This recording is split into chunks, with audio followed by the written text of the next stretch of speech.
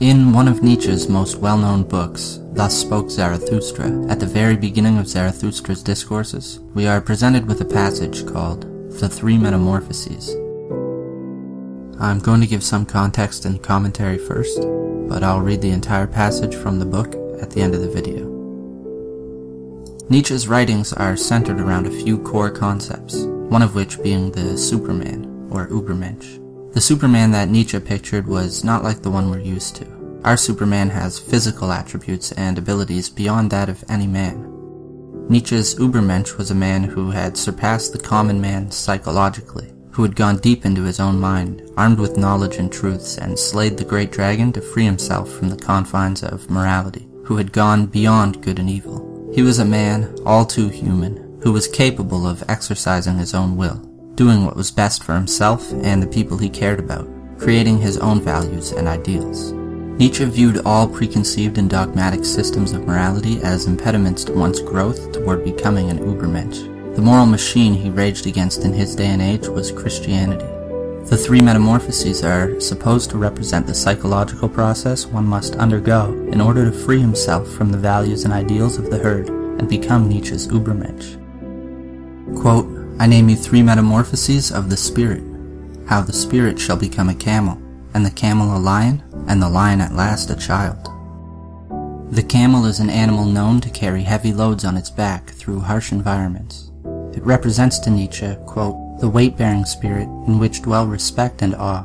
Its strength longs for the heavy, for the heaviest. The weight-bearing spirit, represented by the camel, is the spirit of a person who seeks knowledge and truth at all costs, for its own sake, and who bears the weight of that knowledge no matter how great. A person who is not afraid to, quote, wade into dirty water when it is the water of truth. Eventually, having fed upon, quote, the acorns and grass of knowledge for the sake of truth, the weight-bearing spirit suffers hunger of the soul as it, quote, takes upon itself all these heaviest things. Like a camel hurrying laden into the desert, thus it hurries into its desert. The desert represents isolation from society and the average person who has not sought great loads of knowledge, who is not burdened with the heaviest things and cannot understand the camel. Thus the weight-bearing spirit suffers hunger of the soul in its isolation. Quote, but in the loneliest desert the second metamorphosis occurs. The spirit here becomes a lion. It wants to capture freedom and be lord in its own desert. No longer can the weight-bearing spirit continue to bear the weight of those heaviest truths, especially once he becomes isolated from what Nietzsche would call the herd. The second metamorphosis occurs in order to free the weight-bearing spirit from the moral system of one's society, of the herd, of the only thing that is making the truths heavy to begin with. Nietzsche viewed the moral system of, quote, the herd, at least in his own Germany, as having been rotted from the inside out by weakness and pity, by Christian morality. He viewed this pity and weakness, along with all the metaphysical claims made by Christianity, as mere illusions designed to cope with or ignore the harsh realities of the human condition. And he even saw them as taking humanity in the wrong evolutionary direction by not allowing, quote, the botched and weak to perish. Quote, what is evil? Whatever springs from weakness. What is more harmful than any vice? Practical sympathy for the botched and the weak. Christianity. Nietzsche felt that humanity must overcome and be free of weakness, and therefore Christianity, if it was ever going to become a civilization of supermen. The lion represents the free spirit. The weight-bearing is over because the truths are no longer heavy once the lion frees himself from the great dragon. Quote, what is the great dragon which the spirit no longer wants to call Lord and God? The great dragon is called, Thou shalt. But the spirit of the lion says, I will. The great dragon represents all values and ideals that have come before, and the authority to impose them on others. It represents the battle which must be fought in order to deny the sanctity or infallibility of those commanded values and create freedom for the creation of one's own values. The strong and free spirit of the lion is needed for this battle, and the battle is won when the lion is no longer held captive by any of the values imposed on him by the dragon, by society, by the herd. The third metamorphosis occurs when the lion is no longer needed to create freedom, and must become a child in order to create values to replace those lost in the battle.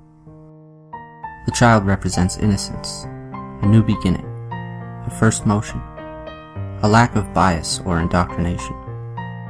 The child can create new values and ideals based on its own will, and its own will can become as sacred to the child as the great dragon of Thou Shalt once was. The child is the creative spirit, and may now become an Übermensch. Now I'll read the passage from Zarathustra's discourses in full.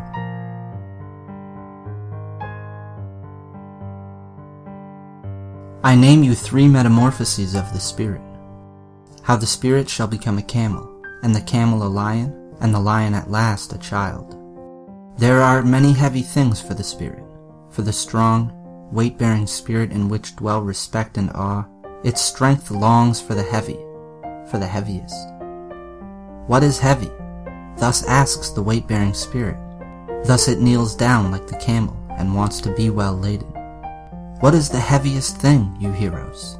So asks the weight-bearing spirit, that I may take it upon me and rejoice in my strength. Is it not this, to debase yourself in order to injure your pride, to let your folly shine out in order to mock your wisdom? Or is it this, to desert our cause when it is celebrating its victory, to climb high mountains in order to tempt the tempter? Or is it this, to feed upon the acorns and grass of knowledge, and for the sake of truth to suffer hunger of the soul? Or is it this, to be sick and to send away comforters, and make friends with the deaf, who never hear what you ask? Or is it this, to wade into dirty water when it is the water of truth, and not to disdain cold frogs and hot toads? Or is it this, to love those who despise us, and to offer our hand to the ghost when it wants to frighten us? The weight-bearing spirit takes upon itself all these heaviest things, like a camel hurrying laden into the desert. Thus it hurries into its desert. But in the loneliest desert, the second metamorphosis occurs. The spirit here becomes a lion. It wants to capture freedom and to be lord in its own desert. It seeks here its ultimate lord. It will be an enemy to him and to its ultimate god. It will struggle for victory with the great dragon. What is the great dragon which the spirit no longer wants to call Lord and God? The great dragon is called Thou Shalt, but the spirit of the lion says, I will. Thou Shalt lies in its path, sparkling with gold, a scale-covered beast, and on every scale glitters golden, Thou Shalt. Values of 1,000 years glitter on the scales, and thus speaks the mightiest of all dragons. All the values of things glitter on me. All values have already been created, and all created values are in me. Truly, there shall be no more I will. Thus speaks the dragon. My brothers, why is the lion needed in the spirit? Why does the beast of burden that renounces and is reverent not suffice? To create new values, even the lion is incapable of that. But to create itself freedom for new creation, that the might of the lion can do. To create freedom for itself and a sacred no even to duty, the lion is needed for that, my brothers. To seize the right to new values, that is the most terrible proceeding for a weight-bearing and reverential spirit. Truly, to this spirit it is a theft, and a work for an animal of prey. Once it loved this Thou Shalt as its holiest thing, now it has to find illusion and caprice, even in the holiest, that it may steal freedom from its love.